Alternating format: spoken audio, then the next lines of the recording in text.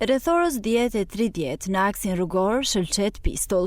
Motomjeti me drejtues shtetasin PG rreth 70 vjeç është përplasur me shtetasin PK rreth 80 vjeç, i cili po lëvizte me biçikletë.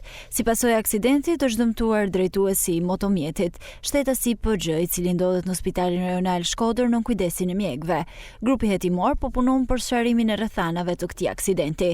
Specialistët e sektorit për hetimin e narkotikëve referuan materiale në prokurori ku nisi në gjendje të lirë për shtetasin e mitur 17 vjeç. Pasi gjatë kontrollit fizik, shërbimet e policisë gjetën një sasi lënde të dyshuar narkotike kanabis, e cila u sekuestrua në cilësinë e provës materiale. Specialistët për hetimin e krimeve të Komisariatit të Policisë Malsi e Madhe referuan materiale në prokurori, ku nisi procedimi penal për shtetasin VD 59 vjeçe. Pasi gjatë kontrollit të kryer në bashkëpunim me shërbimet e OSHE, në banesën e saj u konstatua lidhje paligjshme e energjisë elektrike.